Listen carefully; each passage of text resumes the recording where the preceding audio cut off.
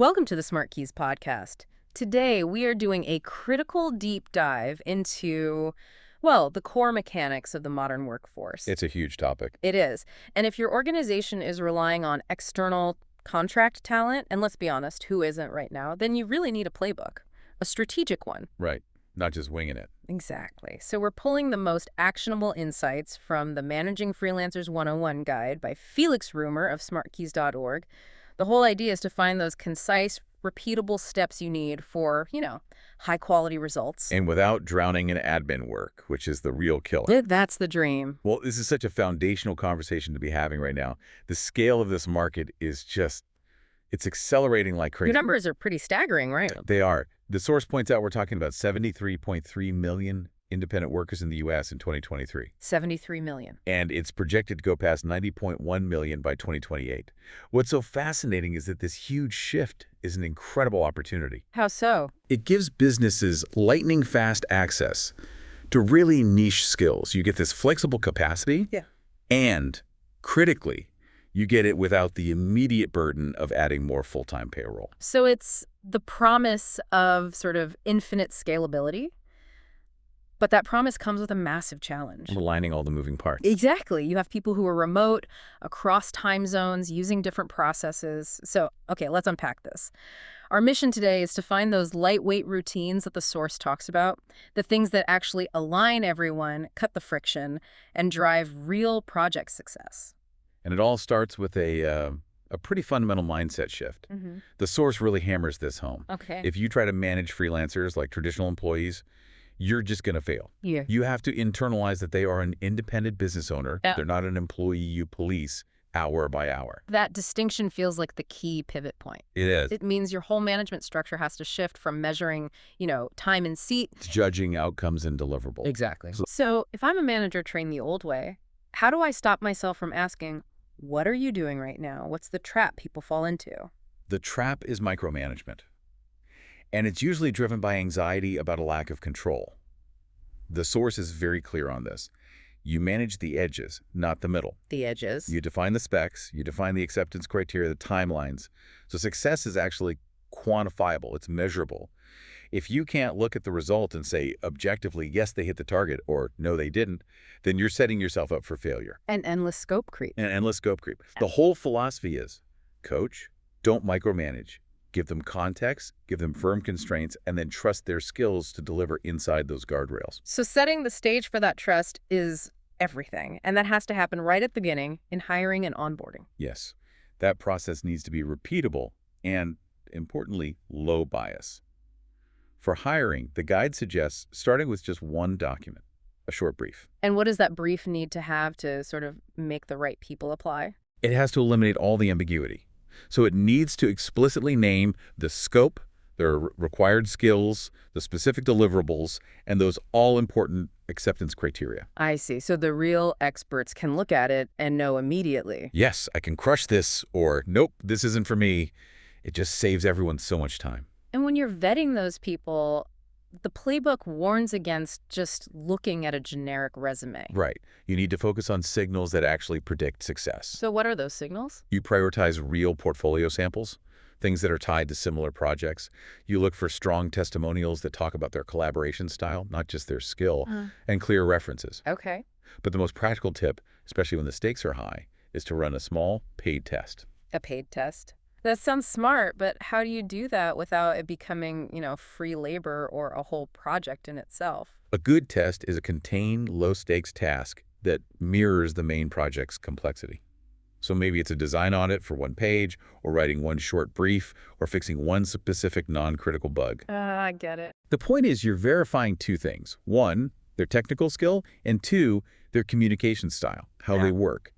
And that insight is often way more valuable than the little thing they produced. And you get that before you commit a big budget. Before you commit, exactly. So once they're hired, you move to onboarding. That day one experience feels so critical for getting them up to speed fast. It is.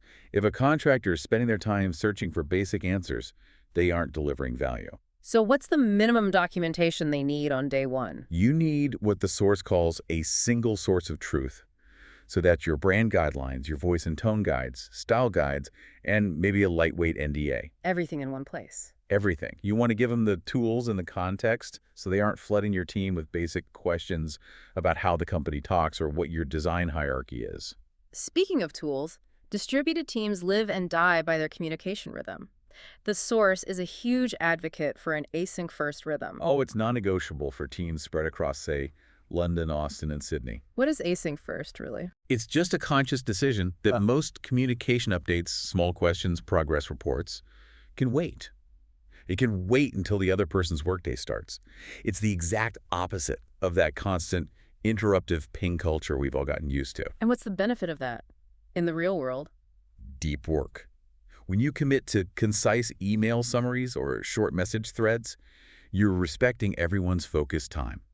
You reserve the real-time meetings for actual decisions or major blockers. So you stop the small time zone delays from becoming a total breakdown. That's the goal. It prevents systemic communication failure. Now, to keep visibility with this async approach, the playbook talks about a specific tool stack. Yes, you need shared project boards, something like Trello, Asana, Notion. It creates a shared visual reality so no one has to ask, hey, where is this task? And that project board has to be paired with budget tracking. It does. This is where a lot of companies drop the ball. They focus on the work, but forget the money. So the playbook suggests tools like Clockify or Harvest. Not trying to police every minute, but you have to track the budget being used against the scope that's been delivered. It prevents those really difficult conversations later on. It does. And you also set a clear communication cadence. Use Slack for quick async updates, email for formal approvals, and set a firm 24 business hour response norm. It just reduces noise and manages expectations. Okay, let's connect all of this to the strategic value, the tangible results. Why does all this standardization actually matter for the bottom line? It matters because clear scopes and repeatable processes drastically reduce rework. And rework is a silent killer of productivity, morale, and profit. I can see that. When you have these standards, your internal teams can focus on core strategy instead of chasing down deliverables that were never clearly defined in the first place. The next step from there is using KPIs. What would a role-specific KPI look like for a contractor? It seems trickier than for a full-time employee. They just need to be tied directly to the output. So the source gives some great examples. For a writer, maybe it's a content quality score. For a designer, the approval rate on the first pass. For a developer, the bug count for a specific milestone. So the evaluation becomes objective. It becomes objective and the feedback rhythm gets so much better. And the quality of that feedback is everything. It should be about improvement, not conflict. Exactly. Feedback has to be timely, specific, and actionable. And this is crucial, it should be batched. Batched. Sending 10 separate emails with 10 minor edits is it's counterproductive. It creates context switching and thrash. When you give structured, batched feedback, the source says it turns a pass into a learning loop rather than an argument. A learning loop. I like that. It means they get better with every project. And that strengthens their long-term value too. Okay, here's where it gets really interesting for me. Risk mitigation. Financial compliance security. This is where things can go catastrophically wrong. Absolutely. On the financial side, standardization isn't optional. You have to standardize how you take in invoices. So require a template, mandatory PO numbers, and set clear payment terms like net 15 or net 30 from the start. A predictable pay process. It's fundamental to the relationship. And using software like QuickBooks or Deal just helps manage all that and ensures people get paid on time. Now, for our U.S. listeners, the tax side of this can be a huge headache, especially when you start scaling up your contractor pool. It can be, but the solution is simple. You just have to build it into onboarding. Capture a W-9 form on day one. Just make it part of the process. Make it a standard digital requirement. The W-9 gets you their taxpayer ID number, which means at year-end, you can smoothly file your 1099 NEC forms. No panic. And then there's security. The source reminds us that cybercrime losses were over $10 billion in 2022.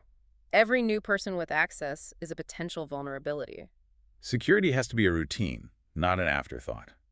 The playbook mandates a few key practices, starting with enforcing least privilege permissions. Okay, that's a great piece of jargon. What does that actually mean? It's simple. You only give a contractor access to what they absolutely need to do their job and nothing more. So you're giving them the key to their room, not the master key to the whole building. Perfect analogy. And you have to evoke all their credentials the moment they are offboarded, no grace periods. Plus, You enforce the tech basic strong passwords, multi-factor authentication, and you run regular access audits. It just becomes a healthy habit. That security mindset also applies to project risk, like scope creep. Scope creep and burnout are so tightly linked. For everyone involved, the tactical approach is to define what's out of scope right in the brief. Ah, define the negative space. Yes. And you can set limits, like 2 rounds of revisions, max, when you clearly state the deliverables do not include video editing or feedback after the second draft is billed separately. You protect the budget, the timeline, and the freelancer. We've covered a lot of process and compliance, but what motivates these people beyond just the paycheck? How do you turn a one-off gig into a long-term partnership?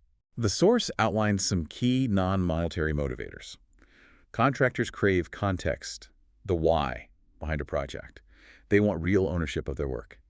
And they appreciate public or internal recognition when they do a great job. So they want to be valued partners, not just a transaction. They do. And if you manage them well, they'll want to prioritize your work next time. You become a preferred client. Exactly. That's the ultimate goal. You get there with clear briefs, fair pay, and fast quality feedback.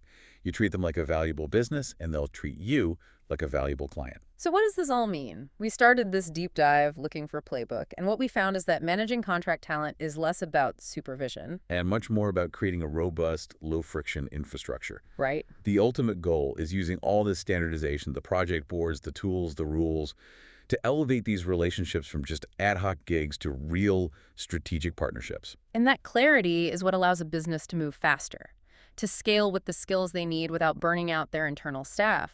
It's the definition of turning flexibility into a structural advantage. And that agility is just indispensable today, especially as this talent pool keeps getting bigger and bigger. And, if we connect this all back, the source emphasizes keeping your onboarding materials evergreen. They have to be constantly updated and ready to go. Yeah. That small detail is the key to velocity. So the question I want you, the listener, to consider is this. How often are you actually reviewing your own minimum viable process? Are you making sure your onboarding docs, your compliance forms, your style guides, are they all truly frictionless and up to date? So new talent can just plug in and start delivering value from day one. Instantly. Keeping your business ahead of that massive curve of talent expansion, that readiness, that is the strategic difference between scaling and simply scrambling.